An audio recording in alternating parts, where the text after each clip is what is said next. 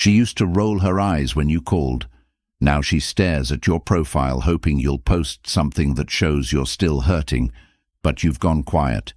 You've disappeared, not into sadness, but into progress. And that silence, that evolution, that's what hurts her the most. She just realized you're not trying to win her back. You're becoming someone she can't reach again. You've been blamed for feeling too much. You've been told to man up while she tears you down. You've suffered silently, carrying the weight of indifference like it was your fault.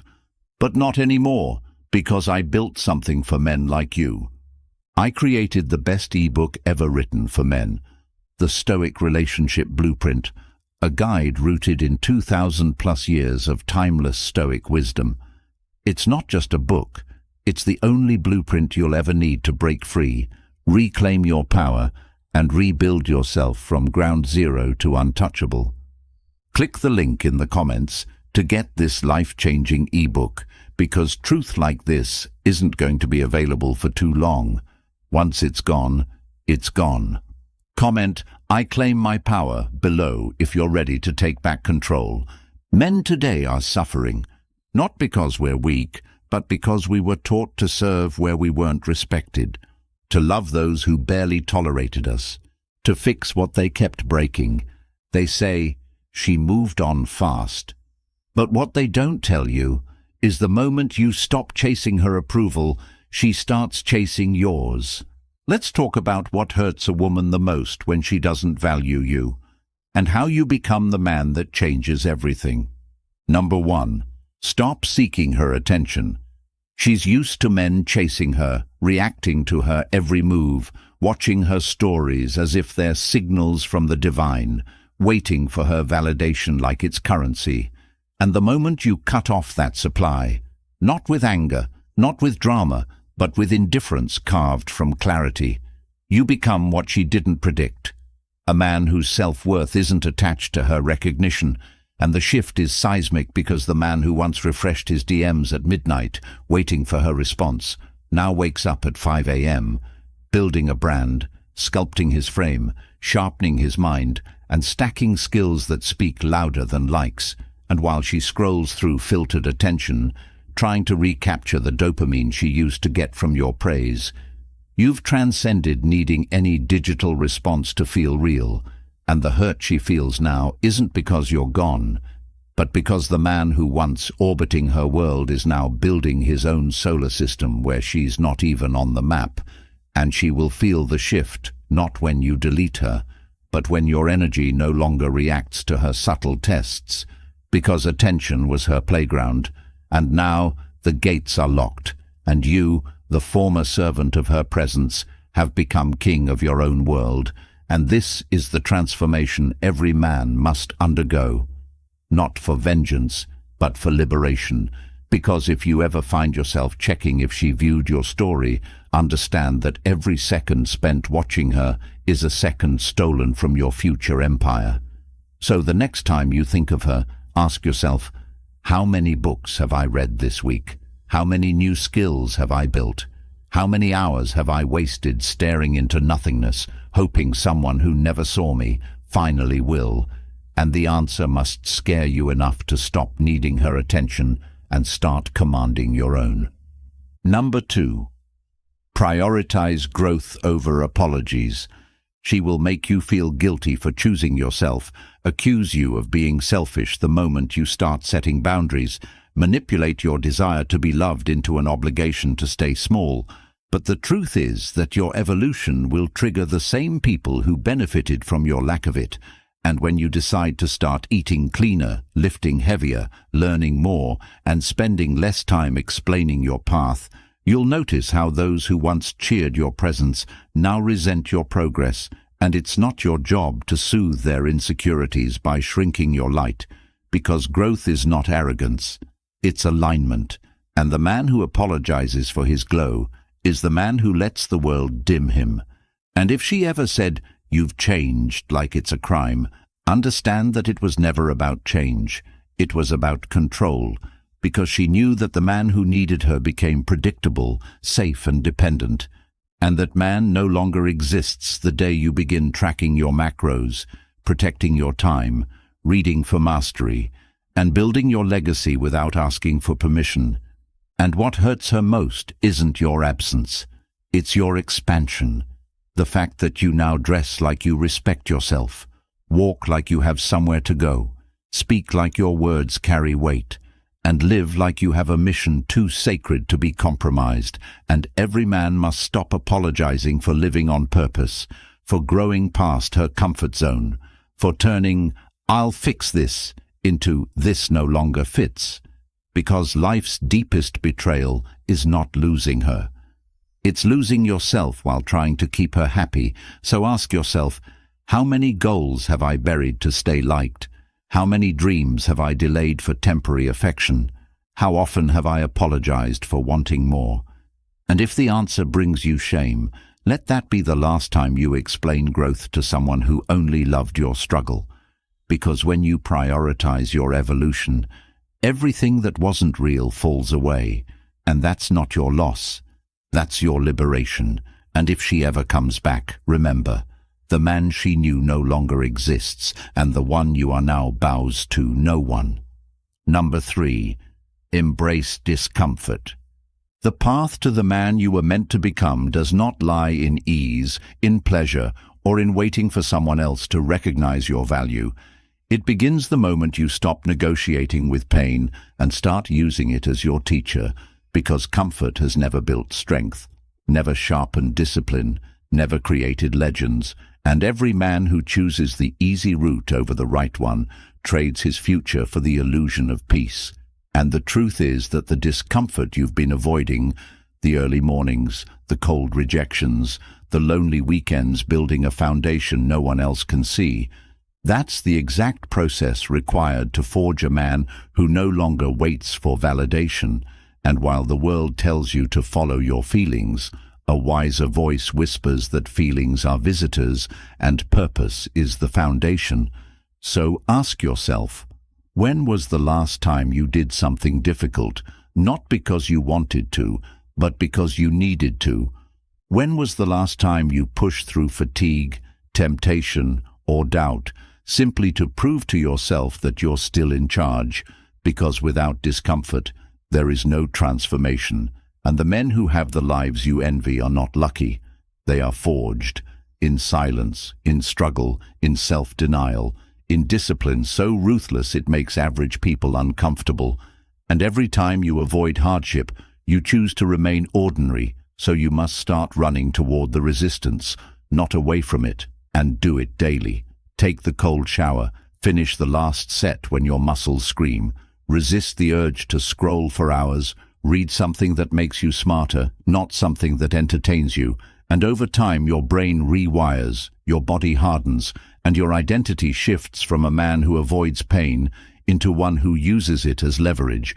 Because once you stop fearing discomfort and begin embracing it as your compass, you unlock a strength most never reach, and the pain becomes purpose, the resistance becomes a signal that you're growing, and soon, what once broke you becomes your warm-up.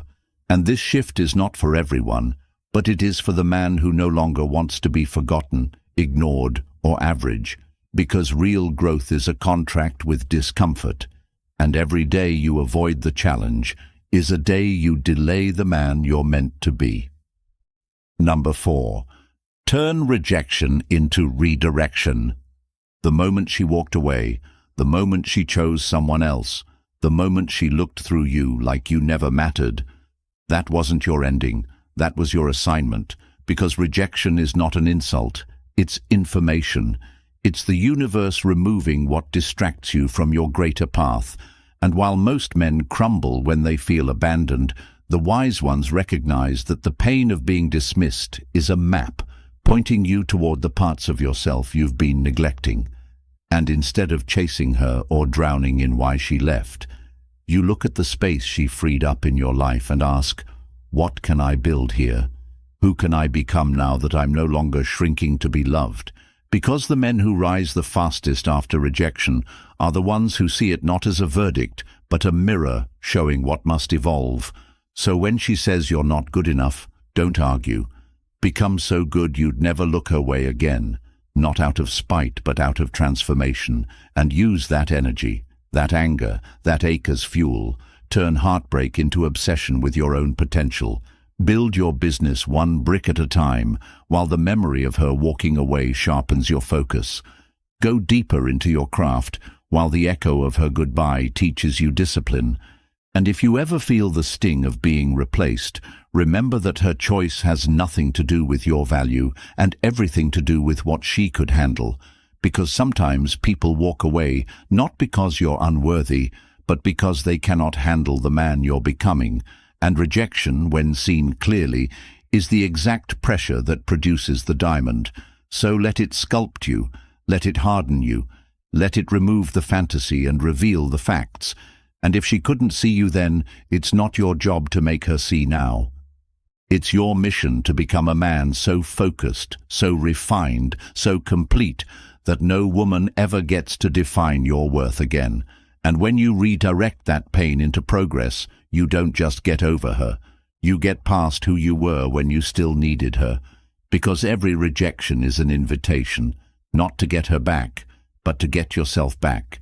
And once you've rebuilt your foundation on purpose instead of need, on self-respect instead of romantic fantasy, you'll realize that the best thing she ever did was leave. Number 5.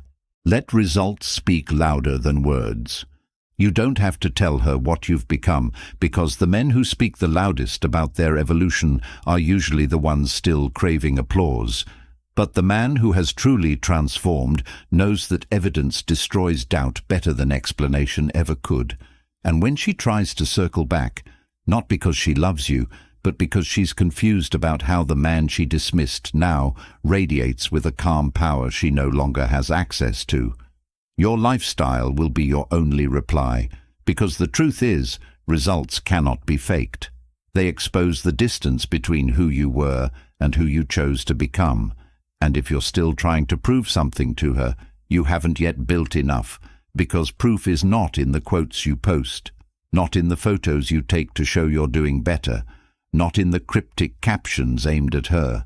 It's in the consistency of your habits, the way your bank account reflects your discipline, the way your body now walks into a room and commands a new level of respect, not because it's muscular, but because it's been rebuilt by pain repurposed into perseverance.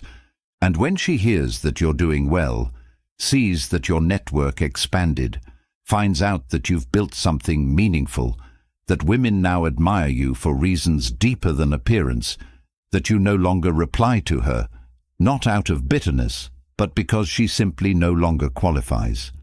That's when she'll feel the sting that words could never deliver. And your focus now must be so intense that you don't even flinch when she reaches out, because if you're still hoping she notices, then your growth is incomplete. And this is why the most dangerous man is the one who no longer explains himself, who simply builds and keeps building until his very existence becomes a quiet revolution against every doubt that was ever cast upon him, because the true Stoic does not need to be seen. He only needs to be aligned with virtue, with strength, with excellence, and in that alignment he becomes undeniable, not by force, but by foundation. Number 6. Stop chasing closure. You keep hoping she'll give you a reason, a final talk, an apology wrapped in empathy to explain why she left, why she switched up, why she ghosted after saying she loved you, and you believe that if you could just hear the truth from her lips, you'd be able to move on, but you won't, because what you're chasing isn't clarity, it's connection. And every time you ask why, what you really mean is, please come back. And the painful truth is that closure is not something she gives, it's something you create. And if you're honest with yourself, you know that even if she did explain, it would never be enough. Because closure doesn't heal what ego wanted to control. And even if she said it was her fault, even if she cried in front of you and said she never meant to hurt you, it would only pull you back into the story where she gets to rewrite the ending. But you must reclaim that pen. And the way you do it is not through confrontation, but through detachment, not through a dramatic goodbye, but through quiet rebuilding, and you will only find peace when you stop asking questions that no longer deserve answers, because the answer is already in front of you. She left, and the lesson was in her departure, not her explanation. And the longer you seek a reason, the more you delay your own evolution, because the Stoic man knows that life often gives us pain without permission and endings without ceremony, and his peace is not found in fairness but in adaptation. And so you must stop checking if she viewed your message, stop drafting closure letters you'll never send, stop rehearsing scenarios in your head that will never play out, and start facing the only truth that matters. Her absence is your assignment, and the closure you seek is the discipline to no longer need it. And when you finally stop chasing the ghost of a conversation that will never come, you free your mind to build something that no longer needs her validation to stand, because the door she closed was never meant to be reopened. It was meant to show you that healing is not a request for her to fix what she broke, but a responsibility to become so whole that her exit no longer echoes. Number 7. Give her nothing to reject. The day you understand that offering yourself to someone who constantly questions your worth is the deepest form of self-abandonment, is the day you stop placing your dignity on the line for someone who feeds off your need. And the man who becomes truly unshakable is the one who finally decides he will no longer show up to be misunderstood, because every message you send to test if she still cares is not only beneath your mission, it gives her another opportunity to validate herself by discarding you again. And no woman respects a man who continually hands her the blade and asks her to cut him slower. So if you really want to shift the dynamic, not to manipulate but to evolve, you must learn to give her nothing she can twist, nothing she can label, nothing she can devalue, because presence without clarity becomes her playground. But absence backed by elevation becomes your fortress. And this doesn't mean ghosting or playing games. It means stepping out of the emotional space where she once had leverage and into a zone so consumed by self-direction that her name is no longer in your vocabulary. And when she can no longer reject you, not because you withdrew with bitterness, but because you outgrew the very need to be accepted by someone who could never see your value clearly, she starts to notice in confusion what used to be obvious to her, that you are no longer waiting in any form, not in inboxes, not in glances, not in mentions, and while she's wondering why you haven't posted anything new, why your status doesn't show, why your name is quiet in the places she once found you. You are at the gym pushing your limits, at the desk crafting your vision, building something monumental from the emotional dust she left behind. And the moment you stop feeding her illusion of control by giving her something to discard, you become the unknown variable she can no longer decode, and that drives her deeper into the discomfort of reflection she thought she'd never have to face. Because what makes a woman spiral is not your reaction. It's your non-participation in the story she was writing without you. Number 8. You live like she never existed. There is no greater transformation